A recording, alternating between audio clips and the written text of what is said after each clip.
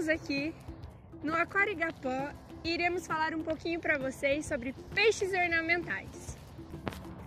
Grande parte dos peixes ornamentais do mundo são provenientes da bacia amazônica, na qual são grande fonte econômica. Anualmente, 27 milhões de peixes ornamentais são exportados principalmente para Estados Unidos e Europa. A escolha da espécie a ser produzida muitas vezes irá coincidir com a demanda e se é uma produção de fácil manejo. O monocultivo na piscicultura ornamental praticamente não ocorre. Optamos a apresentar para vocês as espécies mais produzidas, pois milhares de espécies podem ser classificadas como peixes ornamentais. Segue o vídeo. Produção de peixes ornamentais. No Brasil, a piscicultura ornamental iniciou-se na década de 20, quando o imigrante Seijeichi Takase, filho de um comerciante de peixes ornamentais no Japão, chegou ao Rio de Janeiro trazendo algumas espécies asiáticas em sua bagagem. A piscicultura ornamental é a produção de peixes em cativeiro, envolvendo reprodução, larvicultura e engorda, na maior parte do tempo com finalidade comercial. A produção de peixes ornamentais é uma das mais lucrativas da piscicultura brasileira e o sucesso se deve principalmente aos altos valores individuais que muitas espécies atingem no mercado nacional e internacional.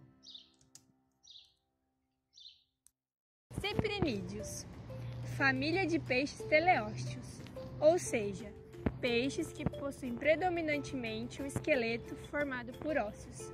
É a maior família de água doce. Beta splendens, beta, peixe de briga. São peixes carnívoros, resistentes à qualidade de água, solitários e agressivos e podem ser criados em aquários pequenos. Cyprinus carpio, carpas. São peixes bonitos, corpo imponente, cores brilhantes e nado gracioso. São ovíparos e desovam ao longo de costas ou remansos. Carassius auratus, Kingio. São peixes de grande beleza, com comportamento dócil e ativo, sendo necessário aquários grandes. Bado Sumatra, paulistinha. Espécie bastante ativa e resistente. Psilídeos. São peixes pequenos, rústicos e de fácil produção. Scyphophorus elleri, espada. São peixes onívoros. Os machos possuem cauda mais avantajada, como se fosse uma espada. Devem ser mantidos em aquários fechados, pois possuem o costume de saltar para fora, e podem ser agressivos com peixes menos ágeis. Scyphophorus maculatus, plate. São extremamente pacíficos e coloridos. O macho é sempre menor que a fêmea e não são tão exigentes quanto a alimentação, comem de tudo. Poecilia latipina, molinésia. São peixes pacíficos, possuem colorações impressionantes e preferem água salobra. A alimentação pode ser baseada em vegetais. Poecilia reticulata, guppy ou lebiste. Possuem um corpo pequeno e os machos apresentam uma cauda enorme e colorida. São peixes que não possuem muita velocidade, por isso é recomendado mantê-los com peixes do mesmo tamanho, de preferência da mesma espécie. A alimentação deve ser à base de flocos vegetais. Killifish são peixes pequenos, de aproximadamente 6 centímetros e muito coloridos. Vivem em ambientes saturados de material orgânico em decomposição e com pouquíssimo oxigênio diluído na água. Ciclídeos. Esta família apresenta várias espécies. Várias apresentam potencial para a produção de peixes ornamentais, assim como estas que serão apresentadas. Ciclídeos. Os ciclídeos possuem o corpo comprimido lateralmente. São os mais populares peixes de aquário, pois possuem alta diversidade de coloração, forma, tamanho e comportamento. Symphysodon acaradesco é um peixe bonito de coloração vermelha, possui comportamento territorialista, deve ser mantido com a sua espécie, não tolera agressões e não são exigentes quanto à alimentação. Porém, a nova alimentação deve ser inserida gradativamente. Pterophyllum scalari, acará-bandeira. São peixes onívoros, com alto dimorfismo sexual e pacíficos se acostumados a outros peixes desde pequeno. Porém, a introdução de um adulto pela primeira vez com outros peixes pode gerar canibalismo. Astronotus ocellatus, Oscar ou apaiari. São calmos e solitários, podem ultrapassar 1 kg e são encontrados embaixo de troncos. São ovíparos e machos crescem mais rápido.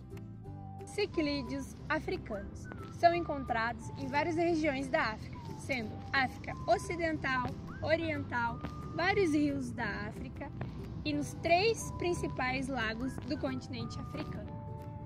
Existem espécies de ciclídeos africanos que são onívoros, carnívoros e herbívoros e são, na maioria, peixes agressivos. E por último, nós temos os peixes amazônicos e os peixes marinhos. Os peixes amazônicos destaca-se a arraia, com maior valor econômico.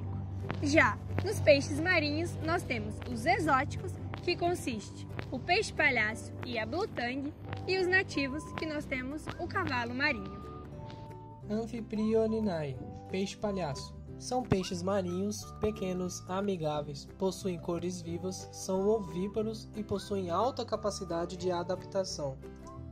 Paracanthurus hepatus, blue-tang. São peixes marinhos, pacíficos e possuem comportamento agitado. Aceitam ração industrializada, porém também devem ser oferecidas algas. Agora, iremos tratar com vocês os sistemas de produção. Sistema semi-intensivo. Os viveiros são de tamanho menores e possibilitam uma grande produção primária e disponibilidade de alimento natural. O manejo é simples e consiste em calagem, povoamento, arraçoamento e despesca. Devem ser utilizadas telas de proteção contra predadores. E o principal limitante para o emprego desse sistema é o clima frio. Sistema intensivo. A criação intensiva de peixes ornamentais em aquários justifica-se economicamente pelo pequeno tamanho e alto valor comercial do produto. Os custos com instalações e insumos são mais altos. Esse sistema de criação demanda um local apropriado e o manejo empregado consiste em trocas parciais de água, limpeza das paredes dos aquários e dos filtros, cultura de alimento vivo e arraçoamento diversas vezes ao dia. O sistema de aquecimento preferido é a gás, por possuir baixo investimento e custo de operação. A gaiola para a produção de ornamentais pode ser colocada dentro de viveiros de terra ou pequenas represas. Exemplo de reprodução. Neste caso, usaremos o beta. Reprodução do beta. Os reprodutores precisam ser bem alimentados por pelo menos 30 dias antes de serem acasalados. A ração deve ter 45% de proteína ou mais, e também se deve usar alimento vivo ou artêmia congelada, em virtude de ser um peixe carnívoro. O macho está preparado para a desova quando está fazendo o ninho com bolhas na superfície da água, e a fêmea apresenta ventre desenvolvido. O ovo opositor, que se localiza entre a nadadeira pélvica e a nadadeira anal, fica bem aparente de cor branca. Estando o casal bem alimentado e com o aquário com uma altura de coluna de água de 8 cm, deixe-se a fêmea em um recipiente chamado beteira, que é colocado dentro do aquário em que está o macho, para que se acostumem. Após um dia, o macho deve ter feito ninho, então coloque a fêmea junto com o macho. Normalmente, eles irão brigar. Isso é necessário para que os ovos se desloquem. Durante a desova, o macho abraça a fêmea e a aperta com o corpo para ela desovar. Deixe o macho no aquário, pois ele irá cuidar dos filhotes. Após 48 horas aproximadamente, eles começam a nascer. Neste momento, começa o trabalho do pai, que passa o tempo todo pegando os filhos e recolocando no ninho. Deve-se também tampar o aquário com vidro, para que não haja mudança brusca de temperatura. Os filhotes são muito sensíveis a variações. O ictio, parasita, é responsável por grande parte da mortalidade dos alevinos, quando há variações de temperatura. O macho fica com os filhos por 2 ou 3 dias, até que eles comecem a nadar. Durante todo o período, desde a desova até que os alevinos nadem, não se alimentam os peixes. Após isso, está na hora de retirar o macho, e eles se alimentam no dia seguinte. Devemos alimentar os alevinos com náuplios de artemia recém-nascidos. Sua prole, de aproximadamente 100 a 500 alevinos, chega ao tamanho comercial em torno de 4 a 6 meses. Sua criação é realizada em tanques revestidos com lona, alvenaria ou aquários.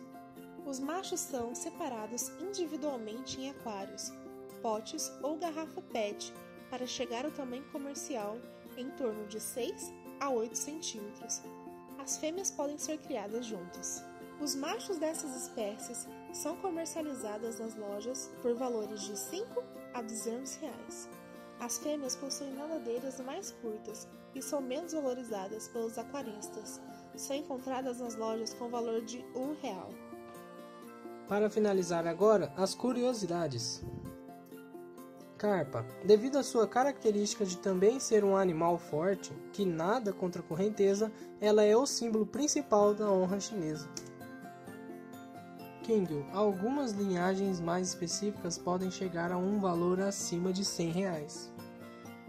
Paulistinha, atualmente são utilizados para estudos comportamentais, genéticos, toxicológicos e para desvendar o mecanismo de diversas doenças humanas. Blue Tang, a procura por ele aumentou ainda mais por causa do filme da Dory, o que tem gerado grande preocupação entre os biólogos. Poecilídeos são ovivíparos, ou seja, os ovos são mantidos no ventre da fêmea e seus filhotes, ao nascerem, já saem formados com características adultas. Agradecemos imensamente sua atenção. Esperamos vocês até a próxima e muito obrigada. Tchau, tchau.